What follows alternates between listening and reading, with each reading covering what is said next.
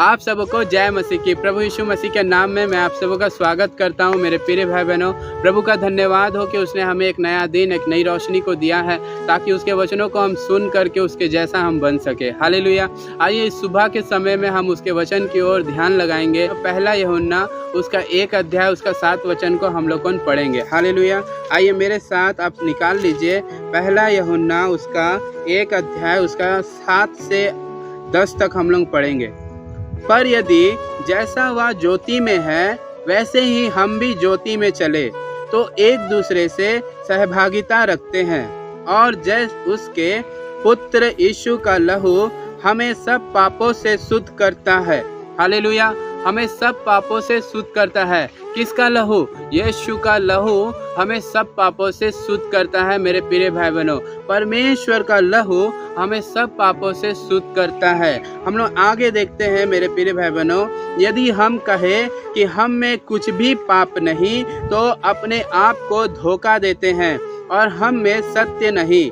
यदि हम अपने पापों को मान ले तो वह हमारे पापों को क्षमा करने और हमें सब अधर्म से शुद्ध करने में विश्वास योग्य और धर्मी है। यदि हम कहें कि हमने पाप नहीं किया तो उसे झूठा ठहराते हैं और उसका वचन हम में नहीं। हालेलुया। उसका वचन हम में नहीं है।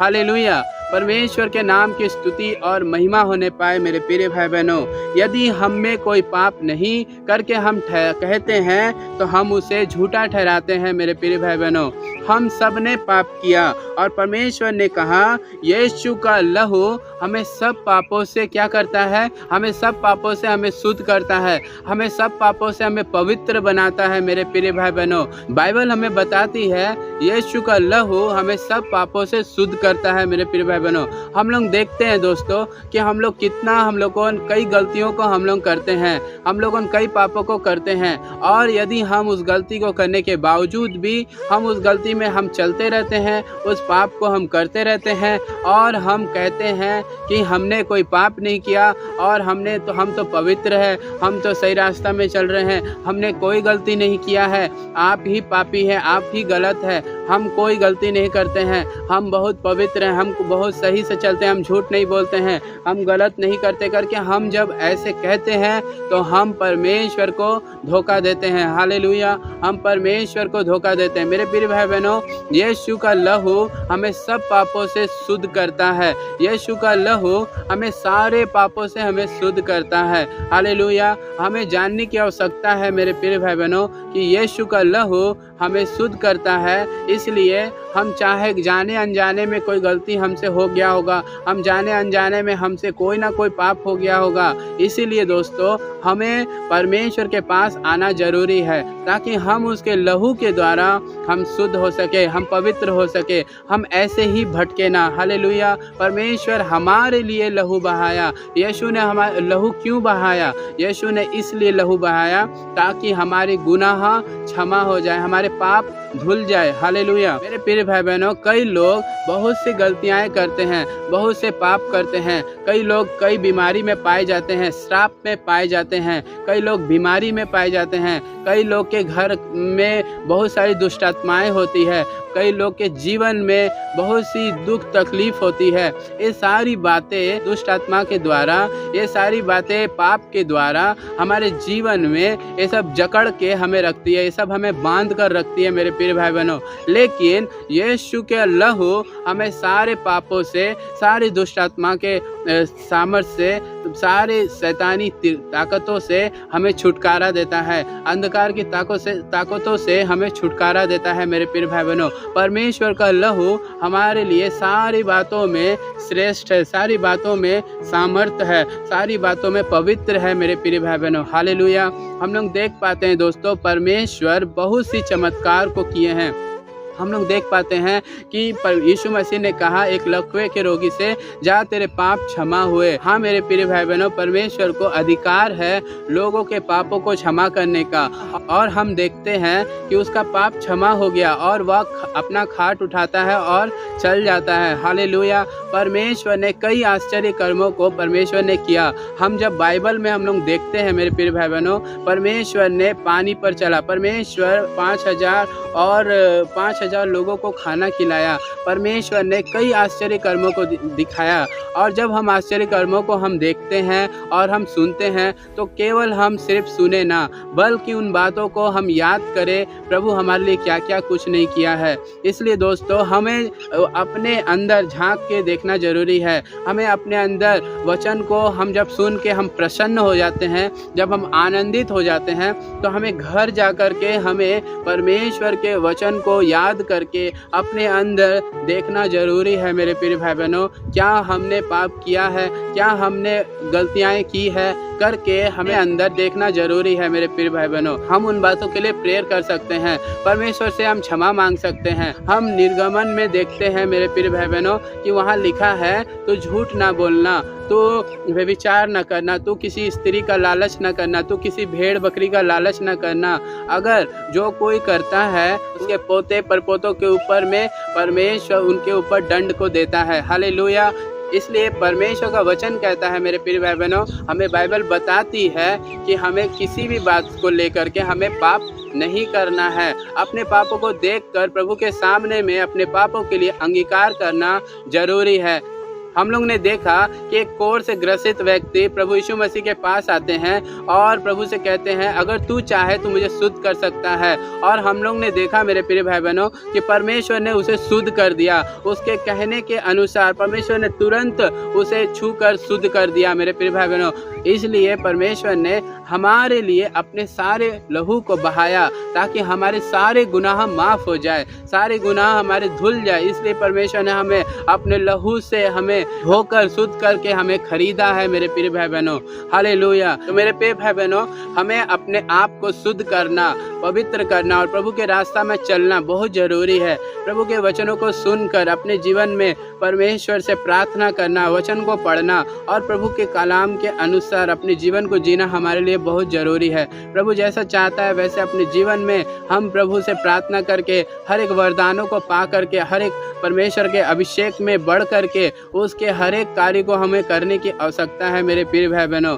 अगर हम प्रभु के इच्छा अनुसार हम चलते हैं और उसके पवित्र आत्मा की अभिषेक को पा करके हम हर एक काम को करते हैं, आश्चर्य कामों को करते हैं, अद्भुत कामों को करते हैं और प्रभु के वचनों के अनुसार हम चल करके प्रभु की सारी बातों को हम जान जाते हैं, प्रभु में बढ़ जाते हैं। मेरे प्रिय भाई बहनों, उसके बाद अगर हम इन सारी चीज़ों में हम करते हुए हर एक बातों को जानते हुए हम चलते हैं, अगर उसके बाद भी अगर हम परमेश्वर को छोड़ते हैं और परमेश्वर से हम दूर होते हैं तो हमें क्या होगा करके परमेश्वर का वचन बताता है। इब्रानियों की किताब उसका 6 अध्याय उसका 4 से हम लोग पढ़ेंगे। आइए हम लोग देखेंगे, क्योंकि जिन्होंने एक बार ज्योति पाई और जो स्वर्गीय वरदान का स्वाद चख चुके हैं और पवित्र आत्मा के भागी हो गए हैं और परमेश्वर के उत्तम वचन का और आने वाले युग की सामर्थ का स्वाद चख चुके हैं, यदि वे भटक जाएं तो उन्हें मन फिराव के लिए फिर नया बनाना अनहोना है, क्योंकि वे परमेश्वर के पुत्र को अपने लिए फिर क्रूस पर चढ़ाते हैं और प्रगट में उस पर कलंक लगाते हैं। क्योंकि जो भूमि वर्षा के पानी को जो उस पर बार बार पड़ता है पी पी कर जिन लोगों के लिए वह ज्योति बोई जाती है, उनके काम का साग पात उपजाती है और वह परमेश्वर से आशीष पाती है। पर यदि वह झाड़ी और ऊंट कटारे उगाती है तो निकम्मी और श्रापित होने पर है और उसका अंत जलाया जाना है।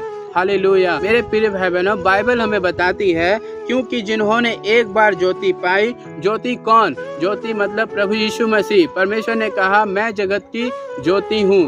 हालेलुया। मेरे प्रिय भाई बहनों, यदि आप परमेश्वर में बढ़ चुके हैं, परमेश्वर के वचन को जान चुके हैं, परमेश्वर की इच्छा अनुसार आप चल रहे हैं, उसके बावजूद भी अगर आप परमेश्वर के रास्ता से आप भटक जाते हैं तो यहाँ वचन कहता है कि वह उसे फिर वापस लाना अनहोना है, उसे फिर मसीह में लाना अनहोना है करके यहाँ बाइबल हमें बताती है। बाइबल हमें बताती है क्योंकि जो भूमि वर्षा के पानी को जो उस पर बार बार पड़ता है पी पी कर जिन लोगों के लिए वह ज्योति बोई जाती है, उनके काम का साग पात उपजाती है और वह परमेश्वर से आशीष पाती है।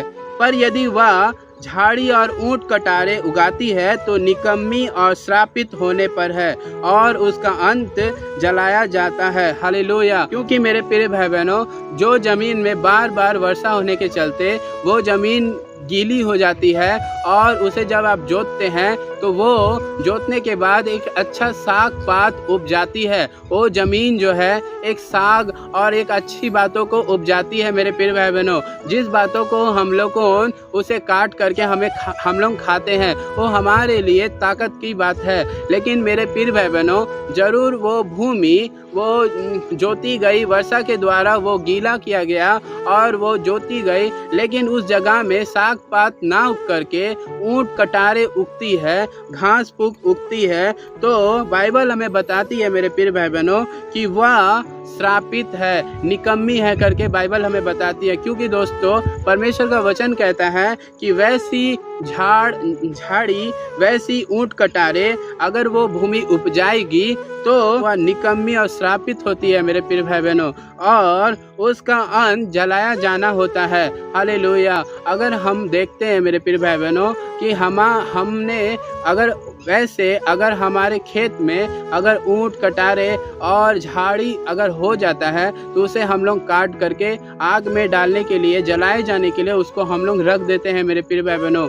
हाँ मेरे प्रिय भाई बहनों, अगर हम परमेश्वर की आशीष को हम पा लेते हैं, परमेश्वर की सारी बातों को हम जान लेते हैं, परमेश्वर की इच्छा के अनुसार हम चल रहे हैं, परमेश्वर के वचनों को हम सुन करके हम सीख गए हैं कैसे हमें चलना है, कैसे हमें रहना है, प्रभु की आत्मा को हम पा चुके हैं, अन्य भाषा के वरदान को हम पा चुके हैं और हम आश्चर्य कामों को हम करते हैं, प्रभु की सेवकाई को हम करते हैं, प्रभु के हर एक बातों को जानने के बाद में प्रभु भोज को लेते हैं। हर चीज़ों को करने के बावजूद भी हम पाप को करते हैं, हमारे जीवन में फल नहीं है और हमारे जीवन में कांटे हैं, हमारे जीवन में ऊंट कटारे हैं, झाड़ है, तो हमें परमेश्वर एक दिन निकम्मा ठहरा देगा। परमेश्वर एक दिन हमें कहेगा कि ये श्रापित है। हालेलुया। हमारे जीवन में अगर फल नहीं होगा मेरे प्रिय भाई बहनों, तो परमेश्वर हमें क्या कर देगा? हमें श्रापित ठहरा देगा और हमें नरक के आग में जलने के लिए डाल देगा। हालेलुया। परमेश्वर अपनी आशीष के द्वारा मेरे प्रिय भाई बहनों,